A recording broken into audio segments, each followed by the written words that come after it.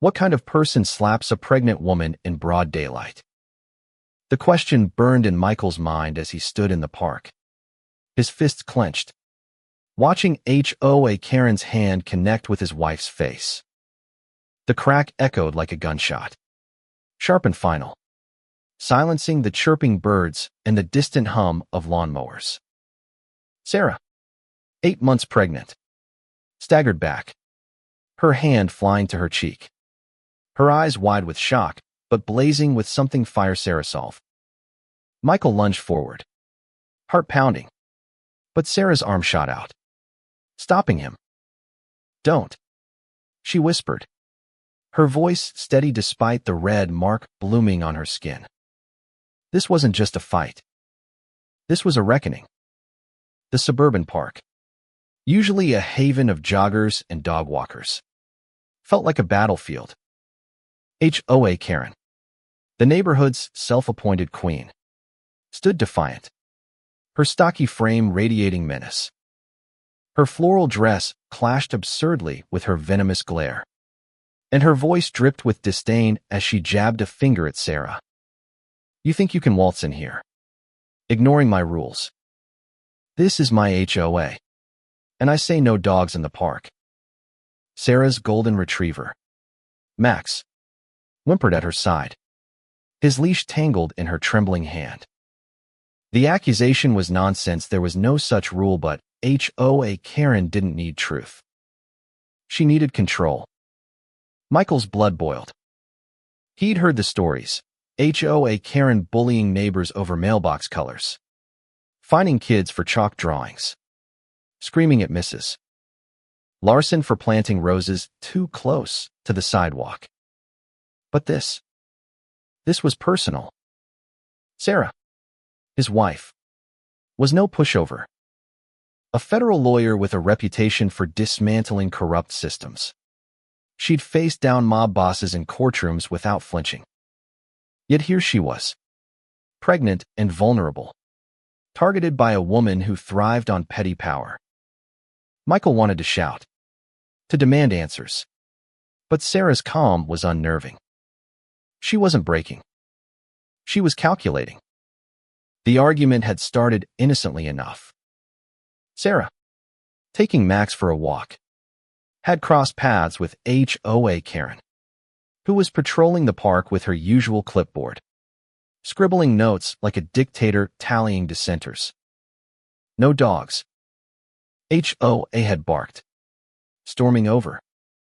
Sarah, polite but firm, explained there was no rule against pets. The HOA handbook, which Sarah had memorized out of habit, was clear. But HOA didn't care about facts. She'd escalated, shouting about disrespect and outsiders ruining her neighborhood. Sarah, ever the lawyer, tried to de-escalate, her voice low, her words measured. That's when HOA snapped. The slap wasn't just an attack, it was a declaration of war. A small crowd had gathered now, neighbors drawn by the commotion. Old Mr. Jenkins, leaning on his cane, muttered about HOA's reign of terror. A young mother, clutching her toddler, looked torn between fear and outrage. Michael's instinct was to protect Sarah, to shield their unborn child. But she stood tall, her hand resting protectively on her belly. "You just made a mistake," Sarah said, her voice cutting through the tension like a blade. HOA scoffed, crossing her arms. "You'll regret crossing me, sweetheart." The truth began to unravel in whispers. Michael overheard Mr. Jenkins talking to the young mother. HOA wasn't just a busybody, she was embezzling HOA funds. For years, she'd inflated maintenance fees, pocketing the difference while the neighborhood's roads cracked and the playground rusted. Sarah had suspected something was off when their dues doubled last year. She'd started digging, quietly requesting financial records through her legal connections.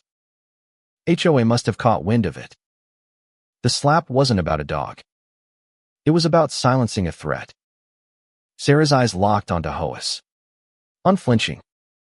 You think you're untouchable, she said, her tone icy. But I've dealt with people like you before. Bullies who hide behind rules they twist to suit themselves.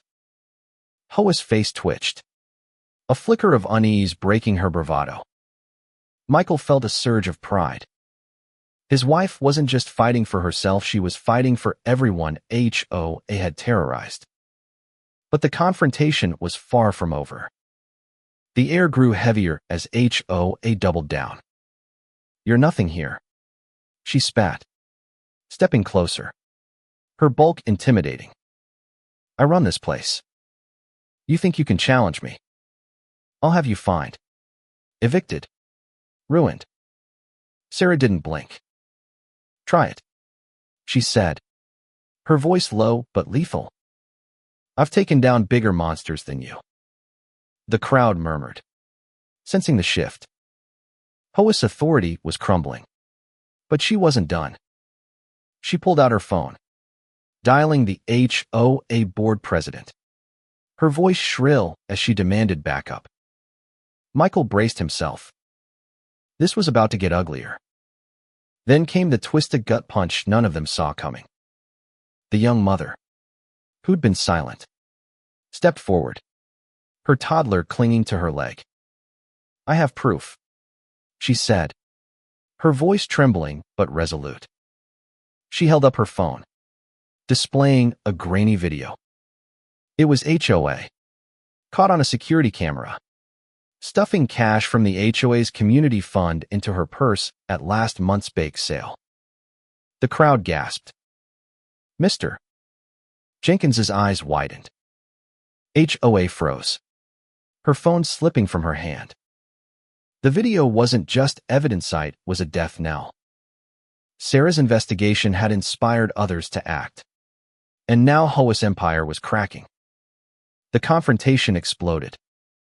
HOA lunged for the phone, but the young mother yanked it back, her fear replaced by defiance. You've been stealing from us, she shouted. My kids play on broken swings because of you.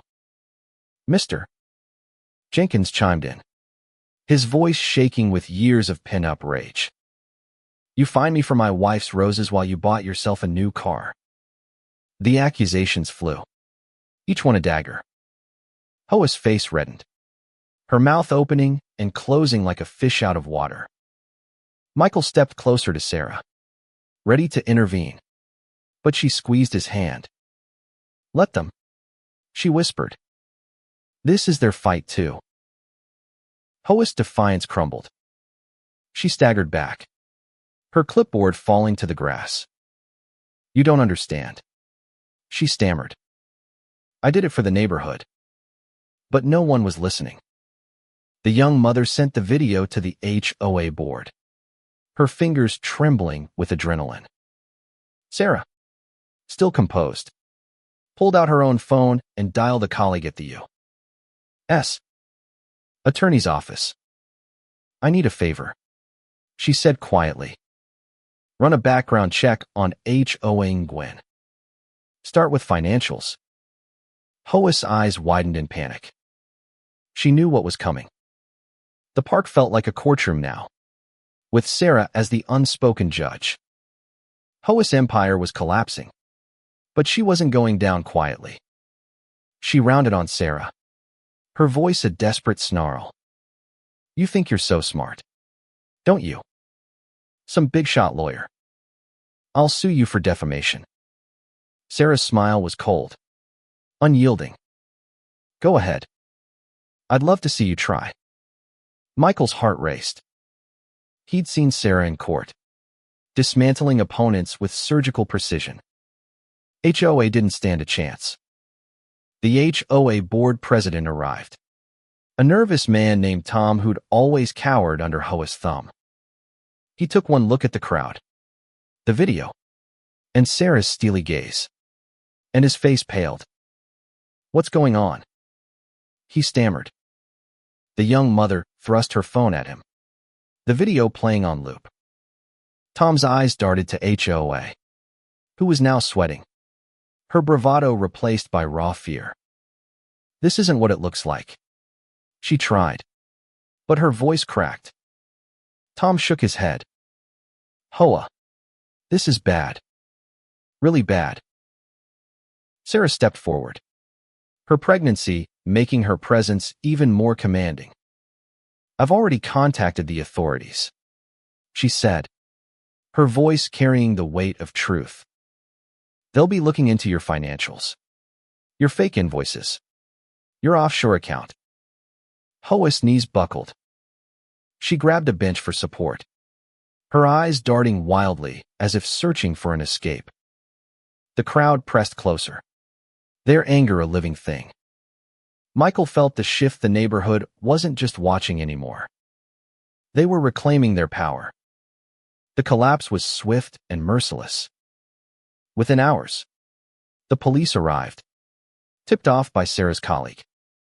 They found evidence of years of fraud, tens of thousands of dollars siphoned from the HOA, funneled into HOA's personal accounts. The neighbors, once silenced by fear, flooded the police with stories, extortionate fines, threats, even forged signatures on community petitions. HOA was handcuffed in front of the park's swing set, her floral dress wrinkled, her face a mask of disbelief. As she was led away, she turned to Sarah, her voice a venomous hiss. This isn't over. Sarah didn't flinch. Yes, it is. The aftermath was quiet but profound. The neighborhood felt lighter, as if a storm had passed. Sarah and Michael sat on their porch that evening, Max curled up at their feet. She rubbed her belly, wincing slightly from the fading mark on her cheek. You okay? Michael asked, his voice thick with worry. She nodded, her eyes soft but fierce. I've faced worse. But this was for us. For our baby. The neighbors rallied in the days that followed. The young mother, whose name was Emily, organized a community meeting to elect a new HOA board. Mr. Jenkins volunteered to oversee the playground's repairs, his wife's roses blooming brighter than ever. The video of HOA's theft spread online, sparking a broader conversation about accountability and community. Sarah didn't seek the spotlight, but her name became a quiet legend in the neighborhood, a woman who'd stood up to a bully and won. Not just for herself, but for everyone. Michael watched Sarah as she spoke at the meeting, her voice steady, her words inspiring. She talked about justice, about standing up to those who abuse power, about building a community where no one feels afraid. The crowd applauded, but Sarah's eyes found Michael's, and he saw the woman he'd fallen in love with, fierce, brilliant, unstoppable. Their unborn child would grow up in a better place because of her. As the meeting ended, Emily approached, her toddler asleep in her arms. Thank you, she said, her voice thick with emotion. I was scared to speak up, but you made me believe I could. Sarah smiled, resting a hand on Emily's shoulder. We all did this together. The park, once HOA's kingdom, became a symbol of renewal. Kids played on new swings, funded by recovered HOA funds. Neighbors waved to each other, no longer looking over their shoulders. Michael and Sarah walked Max there every evening, her belly growing heavier, their future brighter. The carved bench, with its faint HOA Karen slapped etching, remained a quiet reminder of the day a neighborhood fought back. Life moved on, but the lesson lingered. Power, when unchecked, festers. But courage, even in the face of a slap, can change everything. Sarah's fight wasn't just about one woman's cruelty, it was about showing a community what it means to stand tall. And as their baby kicked inside her, Michael knew their child would inherit that strength, that fire. that unyielding belief in what's right.